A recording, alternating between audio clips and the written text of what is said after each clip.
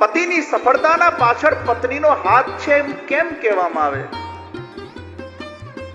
કારણ કે પતિ અગર કંઈક કરવા માંગે છે, એ કર્મયોગી બને, જ્ઞાનયોગી બને કે ભક્તિયોગી બને, અને પતિ બહુ વ્યસ્ત રહે, પત્નીને સમય ના આપી શકે, પતિ બહાર ફરતા હોય, એમના કાર્યમાં વ્યસ્ત હોય, અતિશય કર્મયોગી કોઈ હોય અથવા ભક્તિયોગી હોય, તપસ્વી હોય, એ ત્યારે જ એના યોગમાં સફળ થઈ શકે જ્યારે દેવહૂતિ જેવા પત્ની પ્રાપ્ત થાય, એક તપસ્વી પત્ની પ્રાપ્ત થાય, જે પતિના તપમાં સહાયક બને. તમે તો આખો દિવસ મોડા આવ કરો છો, મને તો ટાઈમ જ નથી આપતા. દુનિયા માટે તમને ટાઈમ છે, મારા માટે તો ટાઈમ જ નથી. આજની આવી દેવહૂતિ હોય એ પતિને તપસ્યા કરવા દે. અને એટલે જ દરેક સફળ પુરુષના પાછળ એક સફળ પત્ની, એક પત્ની કઈ રીતે સફળ પત્ની બની? પતિની સફળતામાં એ સહાયક બની. થોડું એનામાં સહન શક્તિ, એક્સેપ્ટન્સ, અન્ડરસ્ટેન્ડિંગ.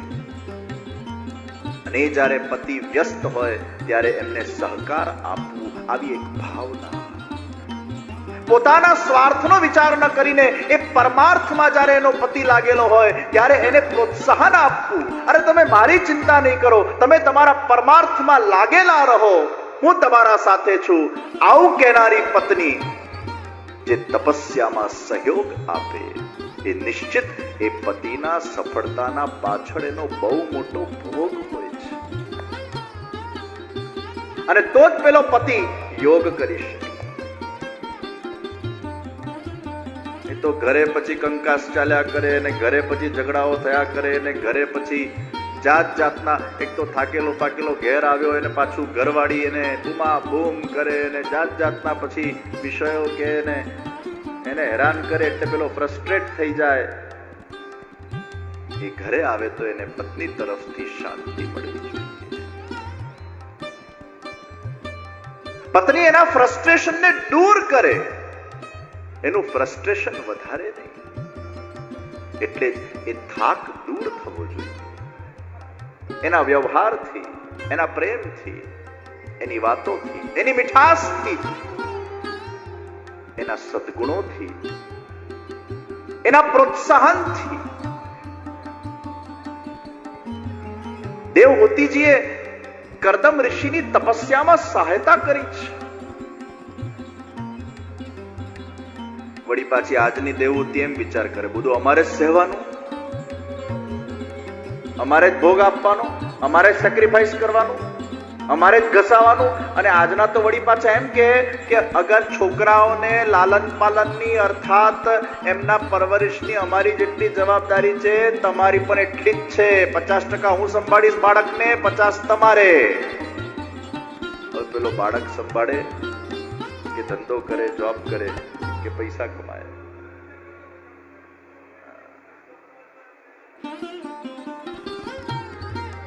આ દેવહૂતિજી એ સહાયક બન્યા છે. અને લગ્ન પછી પણ કરદમ ઋષિએ તો તપસ્યા કરી છે.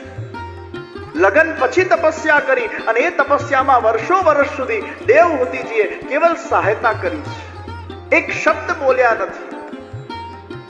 વર્ષો વર્ષ સુધી કેવલ એ તપમાં સહાયક બની છે આ દેવહૂતિ. અને પછી ભગવત પ્રેરણાથી જ્યારે પ્રભુએ પ્રેરણા કરી કે મારે હવે તમારા ત્યાં જન્મ લેવાનો છે, બિંદુ સરોવરમાં દેવહૂતિજીએ સ્નાન કર્યું છે, પોતાનું યૌવન પાછું મેળવ્યું છે. કરદમ ઋષિજીએ એક સુંદર વિમાન તૈયાર કર્યું. રત્ન જડિત વિમાન છે, અને એમાં કરદમ અને દેવહૂતિજીનો વિહાર થયો છે. 9 કન્યાઓ થયા પછી 10મા પુત્ર તરીકે ભગવાન કપિલજીનું મંગલ પ્રાગટ્ય થયું છે. સાંખ્ય યોગ નિર્ગુણ ભક્તિ ના ઉપદેશક એ ભગવાન કપિલ છે. અને વલ્લભાચાર્યજી મહાપ્રભુજીએ કપિલજી દ્વારા બતાડેલી જે નિર્ગુણ ભક્તિ છે એ નિર્ગુણ ભક્તિને જ પુષ્ટિ ભક્તિનું નામ આપ્યું છે. સાત્વિક ભક્તિ, રાજસ ભક્તિ, તામસ ભક્તિ અને નિર્ગુણ ભક્તિ. સાત્વિક ભક્તો એ મોક્ષની કામનાથી ભક્તિ કરે છે. રાજસ ભક્તો પોતાની સકામ કામનાને પૂર્ણ કરવા માટે ભક્તિ કરે છે. અને તામસ ભક્તો એ ક્યાંક ને ક્યાંક અપ્રસન્ન ચિત્તથી, ફરિયાદના ભાવથી,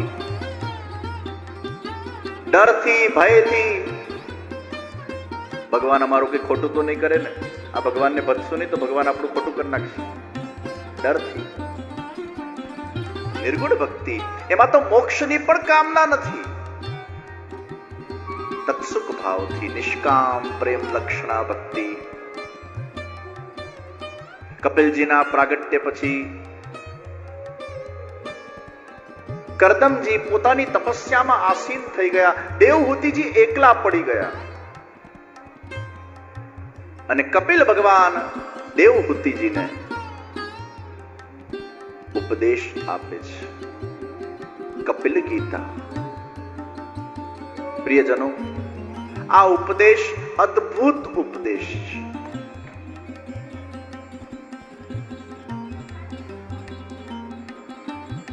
જે વ્યક્તિઓ પોતાના જીવનમાં એકલા છે, અથવા જે વ્યક્તિઓ 50 વર્ષ પછી પોતાનું આત્મકલ્યાણ કરવા માંગી રહ્યા છે અને સાત્વિકતાથી પોતાના જીવનનો એમને નિર્વાહ કરવો છે, પોતાના જીવનના ઉત્તરાર્ધને જેમને દિવ્ય બનાવવું છે અને સફળ બનાવવું છે, એમના માટે આ કપિલજીનો ઉપદેશ એ આશીર્વાદ રૂપ ઉપદેશ છે. અને ખરેખર એમાં કહેવાયેલી વાતોને અગર આપણે આત્મસાત કરીએ, આપણું જીવન, આપણું મૃત્યુ સુધરી શકે અને વૃદ્ધાવસ્થાના અંદર પણ આપણે નવી ચેતનાથી, નવા ઉત્સાહથી પ્રભુ નામ સ્મરણ ભક્તિ કરતા કરતા, ધ્યાન કરતા કરતા, પ્રભુ સેવન સ્મરણ કરતા કરતા આપણા જીવનને આધ્યાત્મિક રીતે ઉન્નત અને દિવ્ય બનાવી શકીએ. અને આ 9 રત્નને અગર આપણે આપણા જીવનના અંદર આત્મસાત કરી લઈએ, આપણું જીવન ધન્ય બની જાય.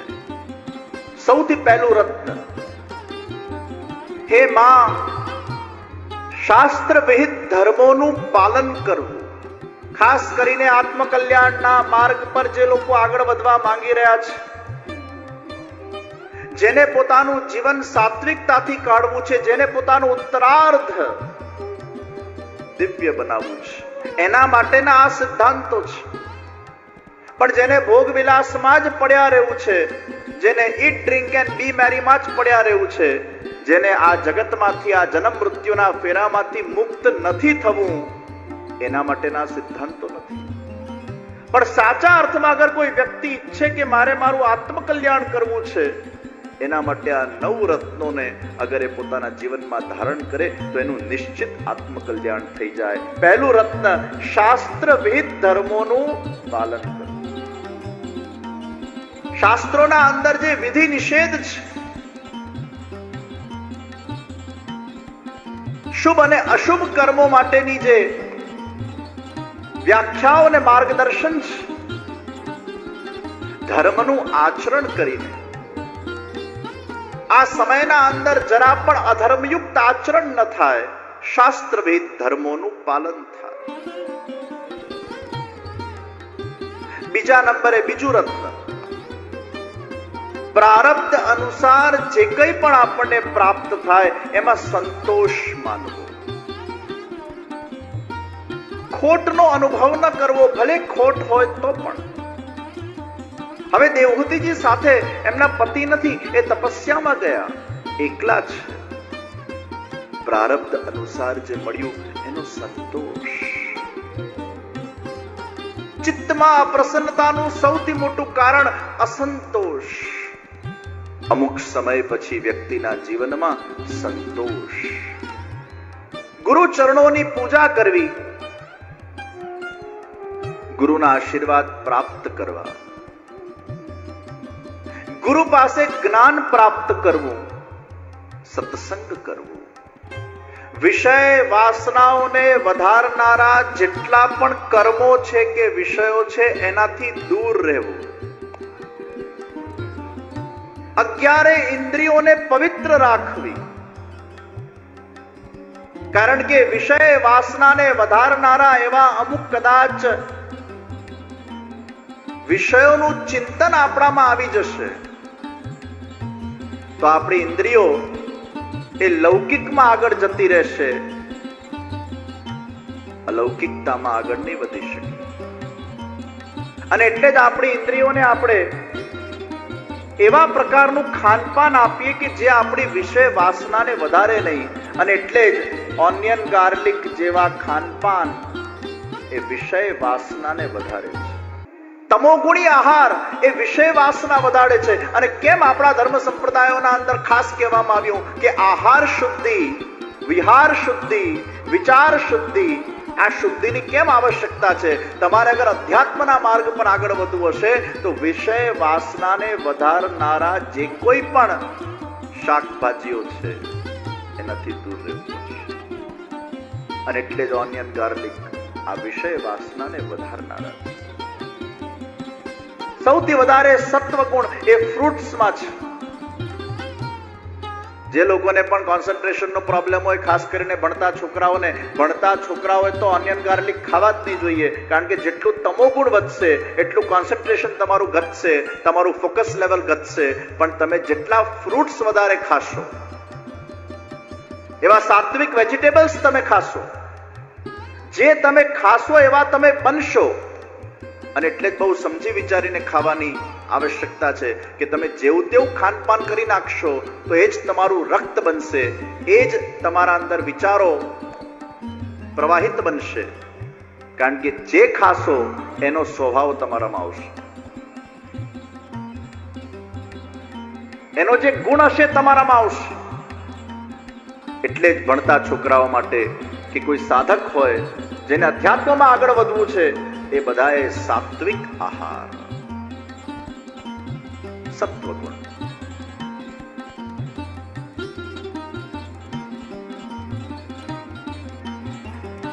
પાંચમા નંબરે સેવા, ધ્યાન, સ્મરણ, વ્રત એને જીવનમાં આત્મસાત કરીએ. એકાદશીનું વ્રત આપણે કરતા હોઈએ છીએ. વખત પર જ્યારે તમને અનુકૂળતા થાય, સાત્વિક આહાર, વ્રત. પાંચમા નંબરે મન, વાણી અને કર્મથી કોઈ પણ જીવને આપણે હેરાન ન કરીએ. ભૂલે ચૂકે પણ આપણી કોઈ વાતથી કોઈ હર્ટ થઈ જાય, કોઈને દુઃખ પહોંચે, કોઈને ઠેસ પહોંચે એવું ન કરીએ. મન, વાણી અને કર્મથી કોઈ પણ જીવ હર્ટ ન થાય, કોઈને ઇન્ટેન્શનલી હેરાન કરવામાં ના આવે એની કાળજી રાખીએ. છઠ્ઠા નંબરે આવશ્યકતાથી વધારે વસ્તુઓનું સંગ્રહ કરવું નહીં. સાતમા નંબરે બ્રહ્મચર્યનું પાલન કરવું. અધ્યાત્મ માર્ગમાં જેને આગળ વધવું છે, ગ્રસ્તાશ્રમને ન્યાય આપ્યા પછી અગર એને કોઈ યોગ કરવો છે, કર્મ, જ્ઞાન કે ભક્તિ, એના અંદર રહેલી સર્જનાત્મક શક્તિનો વ્યય ન કરે, એ સર્જનાત્મક શક્તિનો સંચય કરે, બ્રહ્મચર્યનું પાલન કરે, જેથી કરીને એની જે ઉર્જા છે એ નીચે વહી ન જાય, એની ઉર્જા ધીરે ધીરે ઉપર તરફ વહેવા લાગે અને એમાં અપાર શક્તિ એને પ્રાપ્ત થતી જાય. અને બ્રહ્મચર્યમાં ખૂબ શક્તિ છે, જે એને યોગના અંદર ખૂબ સહાયરૂપ થાય છે. આઠમા નંબરે સ્વાધ્યાય કરવું, નિત્ય સ્વાધ્યાય. અને નવમો રત્ન, બને એટલો સમય મૌન રાખવું. મેં પ્રથમ દિવસની કથામાં પણ કીધેલું કે મૌનના અંદર ખૂબ શક્તિ છે. જે વ્યક્તિ મૌન પાડે છે એનું કોન્સન્ટ્રેશન લેવલ વધી જાય છે, એનું મન શાંત થઈ જાય છે, એના ચિત્તના અંદર પણ શાંતિ આવે છે, એનું ક્રિએટિવિટી વધી જાય છે, એની ચિંતન શક્તિ વધી જાય છે. કોઈ વિષય ઉપર તમારે અગર વિચાર કરવો હોય એ પહેલા તમે મૌન રાખો, તમારું ચિંતન વધી જશે, વધારે સારું ચિંતન થઈ શકશે, તમારું મેમરી પાવર વધશે. અને એટલે જ મેં પહેલા દિવસની કથામાં કીધેલું કે ભણતા છોકરાઓએ પરીક્ષાના પહેલા મૌન રાખવું જોઈએ. અગર 3 વાગ્યાનો પેપર છે તો સવારે ઉઠતાના સાથે મૌન પાડો, 3 વાગે પરીક્ષા આપો અને પરીક્ષા પૂરી થાય પછી તમે બોલો. એ પરીક્ષા પહેલા તમે મૌન રાખશો, તમારું કોન્સન્ટ્રેશન લેવલ વધી જશે.